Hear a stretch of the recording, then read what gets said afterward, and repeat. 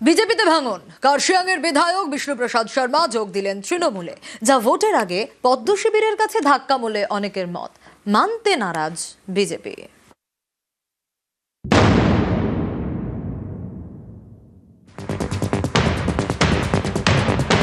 বিষ্ণুপ্রসাদ শর্মা 2021 সালে বিজেপি টিকিটে কার্শিয়াং থেকে ভোটে লড়েন, বিধায়ক হন।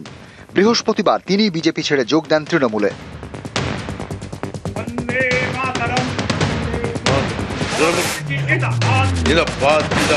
আমাকে এইখানে ধর্মের রাজনীতি করতে হচ্ছে, তার জন্য স্লোগান দিতে হচ্ছে।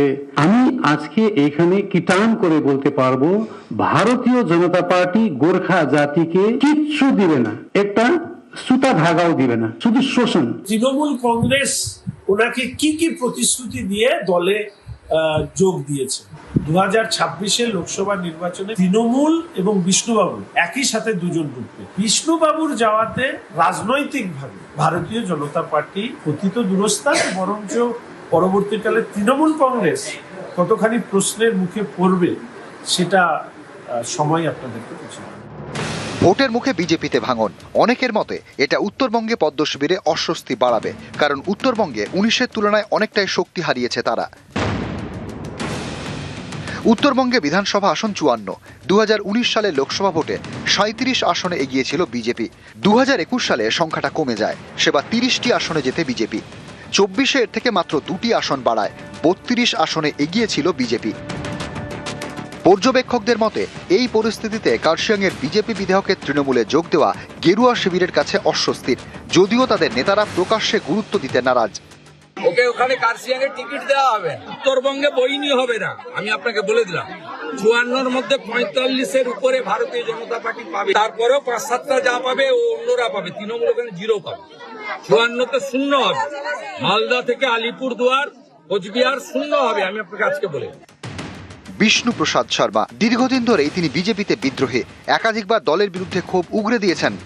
আমাদের লোককে যে প্রতিশ্রুতি দিয়েছিলাম, সেই প্রতিশ্রুতি আমরা কি করলাম, কোথায় পৌঁছাইলাম, এটা ধরলাম কি না? আপনারা আমাদেরকে প্রতিশ্রুতি দিচ্ছেন, আমরা আমাদের জনতাকে প্রতিশ্রুতি দিচ্ছি, ওইটা পূরণ কবে হবে? এই কোয়েশ্চেনটা আমি কেন্দ্র সরকারের কাছে রাখছি। বিজেপির বিধায়ক হিসেবে বিজেপির বিরুদ্ধে সরব। শুধু সরব হওয়ায় নয়, 2024 সালে লোকসভা ভোটে দার্জিলিং থেকে নির্দল প্রার্থী হিসেবেও লড়েন বিষ্ণুপ্রসাদ শর্মা। বিজেপিরই প্রার্থী রাজু বিস্তার বিরুদ্ধে দাঁড়ান। ক্যান্ডিডেট হওয়ার জন্য আমি রাজু বিষ্টাজিকে একটা শুভেচ্ছা জানাই। উনিও আউটসাইডার, যার জন্য আউটসাইডার ক্যান্ডিডেটকে এবার আমি ভোট দিব না, আমি নিজে দাঁড়াবো বলেছিলাম। প্রধানমন্ত্রী নিজেই বলেছেন ভোকাল ফর লোকাল, তো আমি লোকালের জন্য ভোকাল হয়েছি, প্রধানমন্ত্রীর কথা শুনেছি, তো আমি দলের বিরুদ্ধে। एक्चुअली वो बीजेपी से तो जीते हैं, मगर थे अंदर से टीएमसी। उनके होने से, रहने से, नहीं रहने से पार्टी को कोई फर्क नहीं पड़ेगा, क्योंकि पार्टी में कुछ उनका योगदान भी नहीं है। বিজেপিতে থাকাকালীন বারবার পৃথক গোর্খাল্যান্ডের দাবিতে সুর চড়িয়েছেন বিষ্ণুপ্রসাদ। সেই কার্শিয়াংয়ের বিধায়ক এখন তৃণমূলে। এবার তিনি কি করবেন?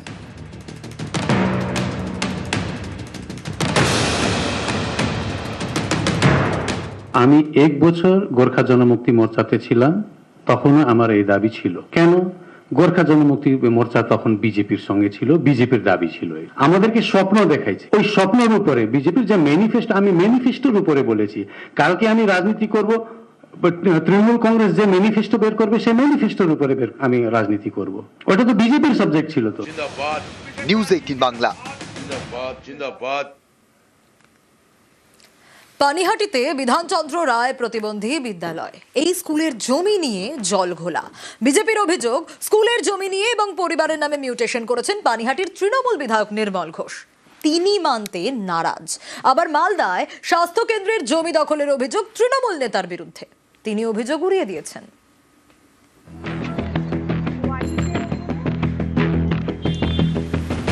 উত্তর 24 পরগনার পানিহাটি, এখানে রয়েছে বিধানচন্দ্র রায় প্রতিবন্ধী বিশ্ববিদ্যালয়। এই স্কুলের ট্রাস্টি বোর্ডের সভাপতি পানিহাটি তৃণমূল বিধায়ক নির্মল ঘোষ। এমন একটি স্কুল 4 বছর ধরে বন্ধ।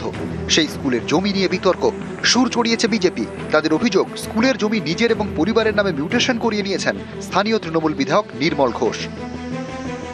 আপনি সম্পূর্ণ লাইব্রেরি গ্রন্থাগারটাকে ভেঙে মাটিতে মিশিয়ে দিয়ে চলছে। পৌর প্রধানকেও আমি দায়িত্ব নিয়ে বলছি, সম্পূর্ণ অন্ধকারে রেখে 13 তারিখ মিউটেশনের পেপার বার করেন, সেনবাড়ির মিউটেশনের কপি বার করেন। আপনার মেয়ে বড় কন্যা ছন্দা ঘোষের নাম তাহলে জমির রেজিস্ট্রেশনে কি করে এলো? আপনার প্রয়াত ভাই স্বপন ঘোষ, তার নামে কি করে জমিটা রেজিস্ট্রি হলো নির্মল বাবু? একটি স্কুল, প্রতিবন্ধী স্কুল, তার জমি যেভাবে ছিল ঠিক সেইভাবেই আছে এবং তার মিউটেশন পৌরসভা দেয় না, ওটা মিউটেশন দেয় ল্যান্ড অ্যান্ড রেল এবং সেটা ডিএলআর দপ্তর দেয় এবং সেটা আমরা 23 সালে পেয়েছি। তার আগে আমরা রেজিস্ট্রেশন করেছি। এতে কোনো ব্যক্তিগত কিচ্ছু নেই, সবটাই হচ্ছে সোসাইটি এবং এটা নিয়ম সোসাইটির। একজন থাকতে আমি সভাপতি হিসেবে আছি। বিশেষভাবে সক্ষমদের স্কুলের জমি নিয়ে বিতর্ক, এ নিয়ে আধিকারিকের থেকে তথ্য তলব করেছেন পানিহাটির পুরপ্রধান।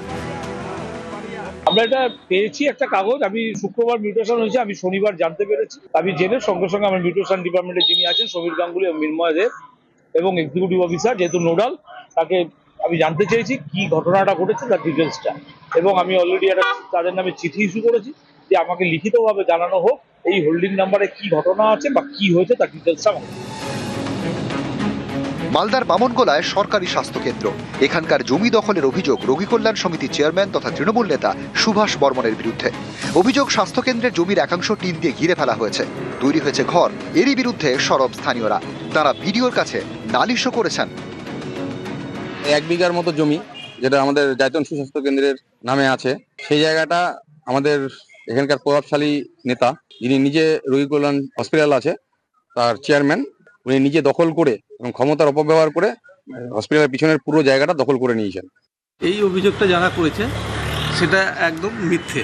ওই টোটাল জায়গাটা আমার দাদু, কিন্তু হসপিটাল নামে কোনো জায়গা নাই, ওখানে কোনো কাগজও দেখাতে পারবে না। এই যে পাড়ার সমাধানে একটা এসেছিলো, টাকা এসেছিলো বুধভিত্তি, ওখান থেকে আমি ভাবছিলাম যে হসপিটাল পর্যন্ত যাতে একটা ছোট্ট একটা রাস্তা হয়, এটা অবশ্যই আমার বিরুদ্ধে চক্রান্ত করছে।